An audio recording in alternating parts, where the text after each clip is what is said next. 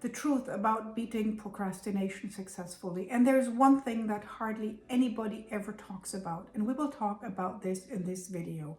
Let me share my screen here with you. And we will talk in this video about procrastination is a stress response, and it's not just work, and there are stress factors nobody ever talks about. And then there's the vicious cycle, and we'll do a stress test together, and then I will show you step by step how to use it. Hi, my name is Gwen, and I'm a chronic procrastinator. I also have a degree in applied neuroscience, but there are quite a few things I've chronically procrastinated over many years. When we moved to Germany in 2024, I found a notebook from 2017 where I had two goals that were exactly the same ones as for 2024, and I had never consistently pursued them, even though they were things that were really important for me. So I started researching procrastination to find a way for me to overcome procrastination.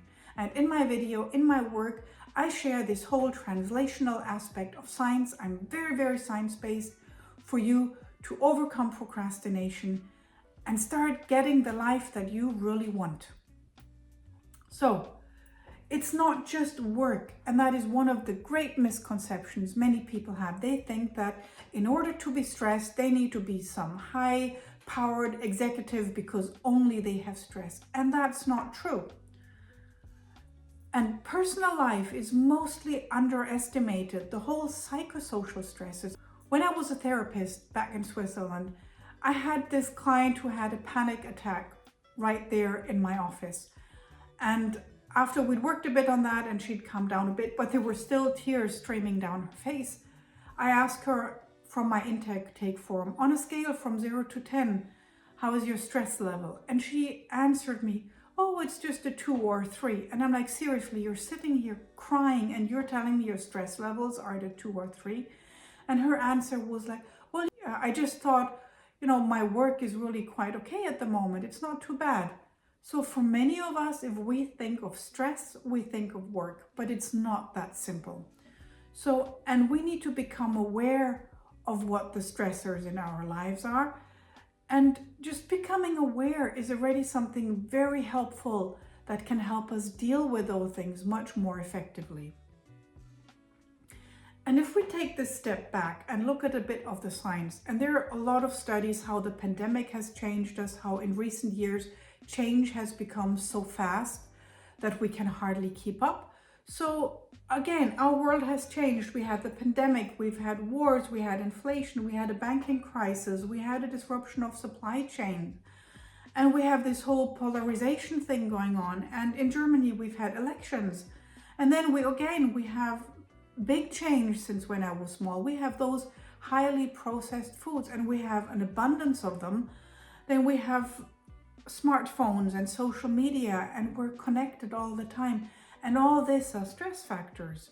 So if you look at this, and this is from Sirois' Procrastination and Stress, a conceptual review of why context matters. And this is a figure she has in this research paper. And if we look at this, we have stress, which depletes coping resources, which then leads to procrastination, which then leads to ruminative thought patterns. Those are negative, repetitive thoughts, which then again increase stress, and we have this whole evil cycle going on.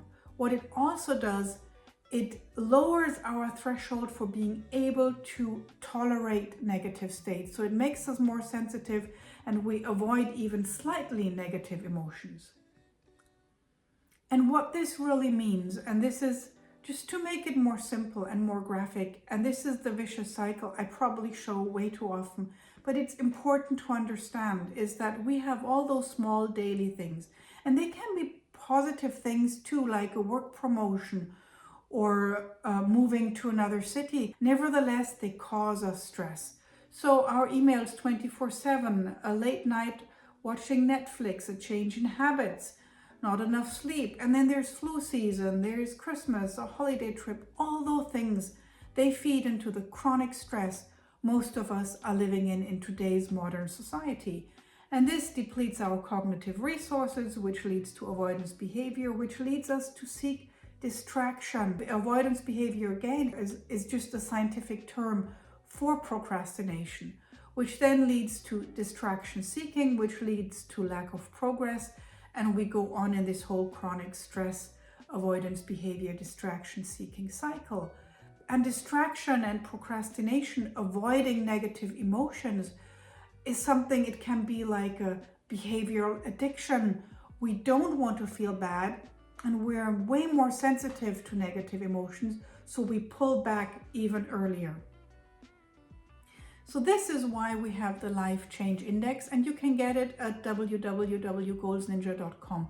Worksheets, you do not need to give me your email address, you don't need to log in for it, you can just press a button and you can download the PDF from my website, completely free of charge. And I would ask you to do this either right now or after you've watched the video, but let's go step by step on how to do this. This is the Life Change Index scale. It's a stress test. It was created in 1967, so of course the internet and stuff like that are not listed in there, but it'll give you a general overview where your stress levels are at, even if everything is fine at work, and maybe even if you got a promotion. So this is the stress test, and what you do is, you here in this column, you write the numbers of this column when this applies to you, and that is for the past 12 months, the past year, or what you expect in the next few weeks to come up. So for example, a change in health of a family member, maybe your mom got sick, or your aunt got sick, or your husband, wife, children. Maybe you gained a new family member. Change of responsibilities at work. So this is, again, not only our personal life, but it's all one. This is us, and we can't separate our personal from our professional lives. It's still the same brain that we take from one place to another. And maybe the son or daughter has left home, or maybe you've changed some personal habits, and that can be something small like trying to eat more healthy, starting a new exercise regime. Any of those, or change in sleep habits. Take a few minutes to go through them and see, has any of these occurred during the past year, or will they occur in the near future? And again, Christmas approaching, we've all had that. And then after you've done that, you can add up your scores and you can see your life change units here. And I did that very recently when I gave a course with participants, and I gave them time to do it, and I always take the time to do the test with them. And I was very much surprised when I had a score of 388, because I didn't realize how stressed I was. Next, add up the numbers in the right column and see what your score is like. For me, what happens very often, and I do this Life Change Index regularly. I schedule it in my calendar, and I do it about once a month, every 4 to 6 weeks. And this is important because it's mostly not the big things that stress up, but it's the small ones that kind of add up, like Christmas approaching. Maybe you got a speeding ticket or parking ticket. Maybe you've switched habits, maybe any of those small things. And they add up so fast, and we get such high scores so easily. So again, see where you're at. And only if you know where you're at, you can do something about it. And the whole concept behind here is we need to know ourselves. We're so distracted with our phones, with online things, with social media, with internet, with emails 24/7.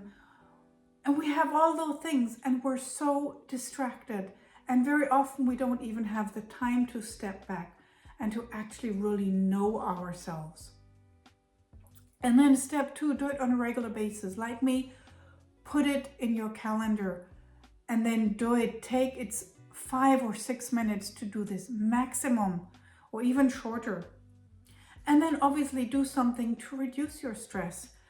And in this video, the Deconstruct Your Procrastination Habit, Stop Procrastinating Using Science, I have more steps on how to do that and how to structure it. So you can watch this video on my YouTube channel. And then of course, be kind to yourself. This is very important, is our bodies are not made for this whole modern world, even though we humans created it. So be kind to yourself and just become aware, hey, my stress level is through the roof. And so I will take a step back and I will consciously do something to reduce those stress levels.